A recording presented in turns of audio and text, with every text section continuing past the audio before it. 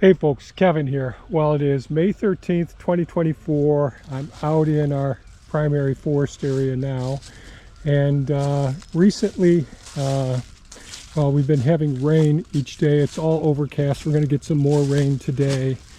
But one of the things I started doing yesterday was using Elon, the Takushi TB290 excavator, to grab some of the logs from this log pile here.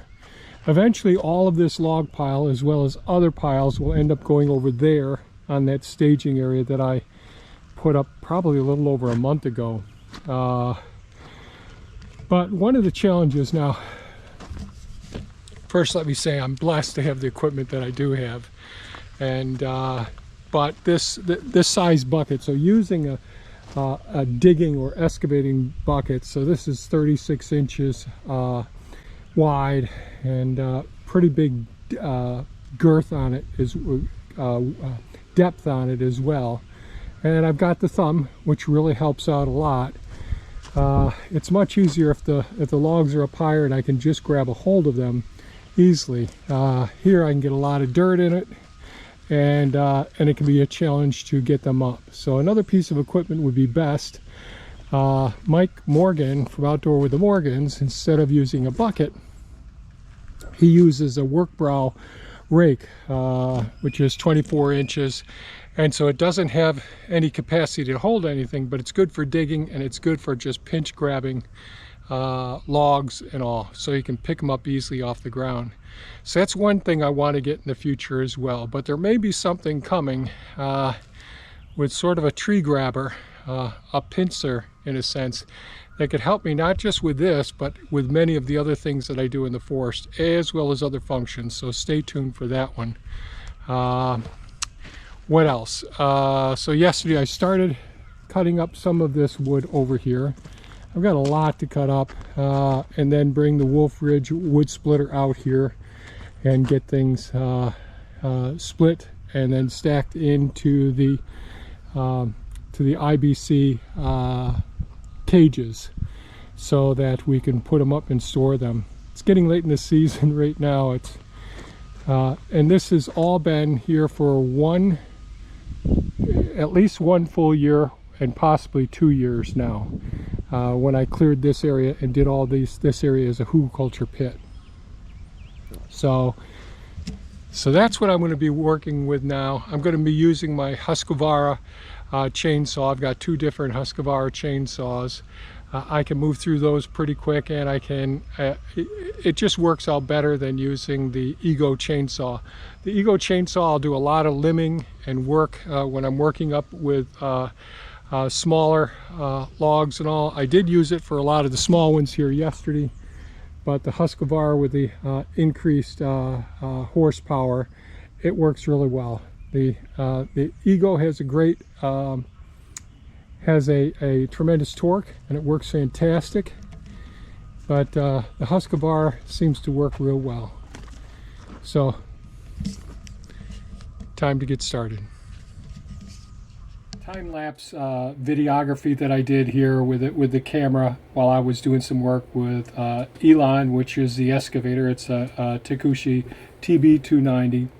It's got a 36-inch excavation bucket. Not ideal for doing what I'm doing right now with the chainsaw, but I'm trying to keep, since we're having so much rain and it can get real muddy around here, I'm trying to keep all of the wood in a pile, and that means climbing over some of the wood as I'm doing it as well. So there's a couple of chainsaws that I'm using during this. The one that you see being used right now is a Husqvarna 460 Rancher gas-powered chainsaw. I got this one last year on Amazon.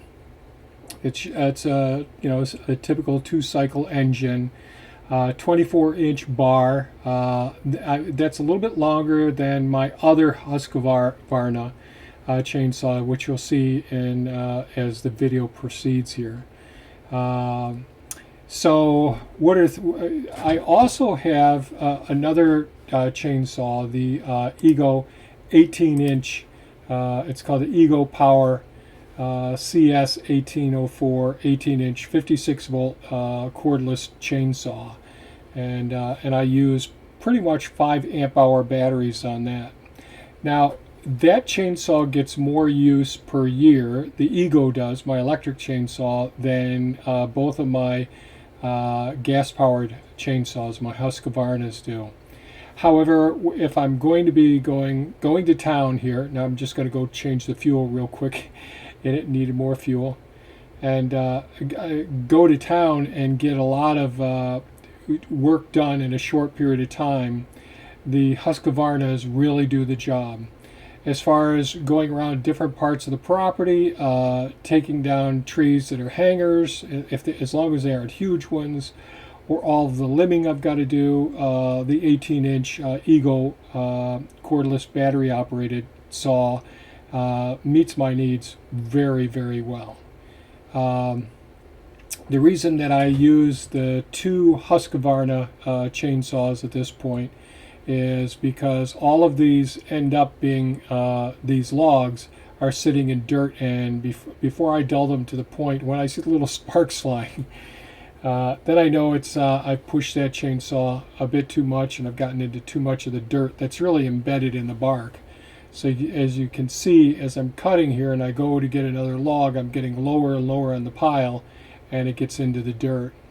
I'm dropping some of the logs on top of the pile, so it makes it easier for me to saw them when they're laying down, because unfortunately it's with a 36-inch bucket and grabbing it the way that I have to grab it with the excavator.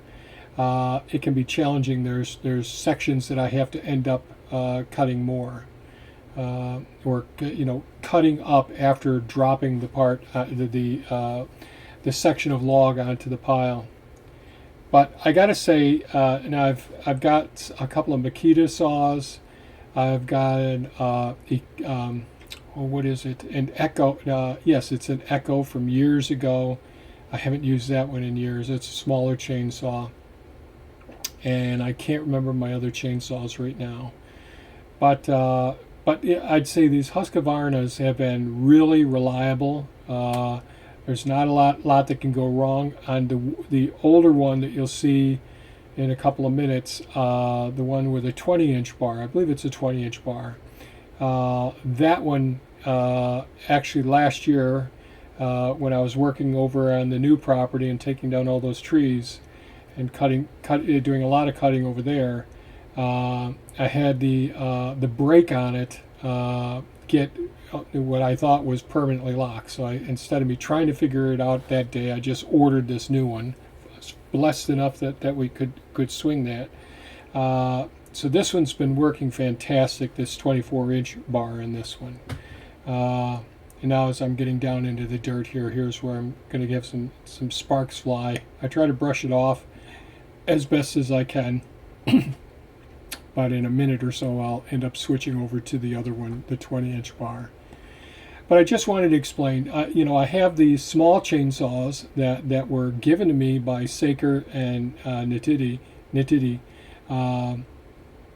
and they are great for very small jobs, working in thick brush or working around some of the limbing smaller trees that I can get to without having to use a pole saw. And I can fit into places that none of these saws will fit into. And with the electrical capabilities of those small electric handheld chainsaws, it just beats. It's a fantastic tool to have. And I've made videos on both of those handheld, the Saker and the Nitidi. And I did do a review also on the Saker. What is it called? It's like a hedge trimmer and leaf trimmer at the same time. What I would say is that and I've got my oil a little bit too rich in here now. You could see. Sorry about that. As you can see, the fumes coming from the chainsaw. And I just lost my train of thought. My God Almighty, I am tired today. So the Sakers do really well with doing the really small stuff. The Ego is my go-to. I often am carrying this with me just about every day. I've got that in one of the pieces of equipment, whether it's Mini-Me, the small tractor. So when I'm picking up material with a grapple, I use the Ego to cut things down so I can make it through some of the paths and some of the trails on the property. But when it comes to going, at this point in time, with the development of battery technology and the actual power that the chainsaws have for getting some of the bigger logs. Now, right now, I'm just doing all small stuff. But the Husqvarnas are absolutely great. So I'll put a link so you can see them, the ones that I actually have, in the description below for the Ego and for the Husqvarna 460 as well. Thanks so much for watching, folks, and have a great day.